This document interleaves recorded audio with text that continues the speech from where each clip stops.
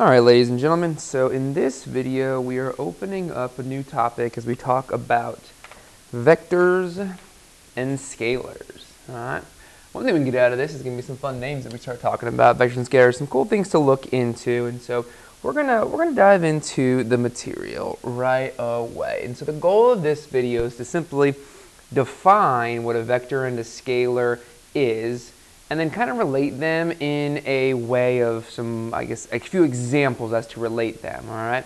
Within this video, you're not going to find really any mathematical examples in which you are going to be conducting any work or anything like that. This is just an intro video to kind of get our feet wet into what vectors and scalars are all about. And in order to start this on off, I'm gonna make a Venn diagram here. So we're gonna start off and we're gonna make a Venn diagram. And I'm going to have vectors on the left, and I'm going to have scalars on the right. All right, so what is a vector and what is a scalar? Well, first and foremost, they both are in terms of some kind of position or movement. All right, but a vector is something that has magnitude or size. And also, likewise, a scalar is something that has magnitude or size. So they share magnitude or size. They share that characteristic. So where do they differ? Well, a vector not only has size or magnitude, but a vector also has direction. Once you classify the amount of movement in a certain direction, then you have a vector. The amount of movement is only going to be a scalar. So they both have magnitude and a size, but a vector focuses on display or on direction as well. And so what else kind of relates the two, I guess a little bit differently? Well, when we start thinking specifically about the difference between the two, we start thinking about position and movement, all right? And so when the vector has both magnitude and an actual direction that goes along with it as well too, we have now created a position or a displacement from it. And so the position of a vector we know as displacement. Well, think about what a quote-unquote position would be for a scalar.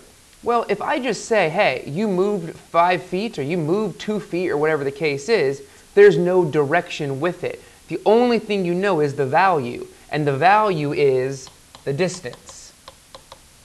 The value is the distance. So how can we kind of maybe relate this even a little bit further on into things? Well, let's go ahead and say, I got a little example, and let's say you're right here. You're the person. You're my little stick figure that moves on over here. And then let's go ahead and say, for instance, that I walk, all right, let's say I walk 2 feet. I walk 2 feet, and now you end up, you don't change color, so you end up right on over here. The scalar in this case would simply be that you walked a distance of 2 feet, right? Simply just the value, you walked 2 feet. Well, now for our vector side of things, the focus would be not just that you walked 2 feet, but that you walked 2 feet with direction, so to the right, right? So now we are identifying where you are actually walking to. Okay, so that's kind of basic. That's more linear, right? So it's pretty simple to start off with. Well, let's kind of relate it more to some of our calculus talk as well too. Let's say, for instance, that we continue the same example here, and that we walked 2 feet, all right? And let's say that it took us, I don't know, 10 seconds. It took 10 seconds to walk that 2 feet. All right, maybe not very realistic, but pretty close. So it took us 10 seconds to walk that 2 feet specifically. So the scalar representation would be that we walked 2 feet in 10 seconds, or simplifying this on out, we would say that we can walk 2/10 or 1/5 or 0.2 feet per second. So that's what our scalar representation would show us. And so how does that kind of relate to what we've talked about in our talk about derivatives and integrals and things of the nature? When we're talking about scalars, all right, 0.20 feet per second, it's just like saying, hey, how fast were you going, right? So how fast were you going when you got that car, that traffic ticket? Well, I was going, 90 miles an hour. Well, when you ask that question or you answer that question, you're really just simply saying, that's the speed that I was going. That's the speed that I was going. Okay, so now let's take into account the concept of vectors. So now I'm specifically saying I was going 2 feet per 10 seconds, and we already said to the right. So now we have got that we go 0.2 feet per second in the right direction. So we'll say maybe it's quote unquote forward from where we began. Now we have given speed a direction. And when we give speed a direction, we call it velocity.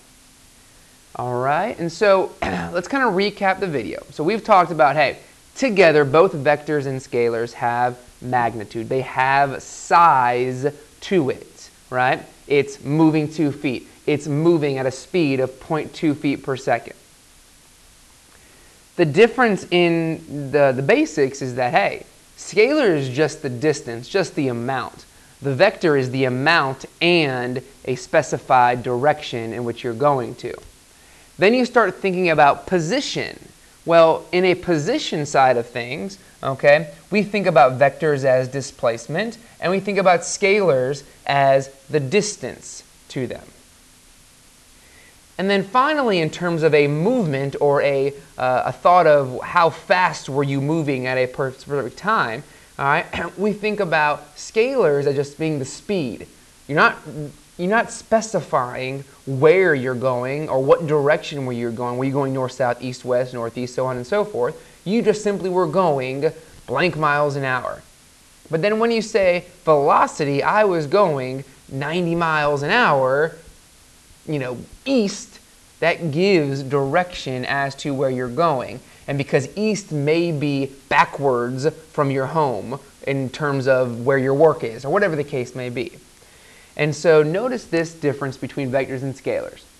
So that's going to wrap it up for this video. Hopefully we've covered our goals in defining what vectors and scalars kind of are and relating them to position and movement. In our next video, we're going to dive a little bit farther into some of these definitions, all right? But this is kind of our intro and opener to our talk on vectors.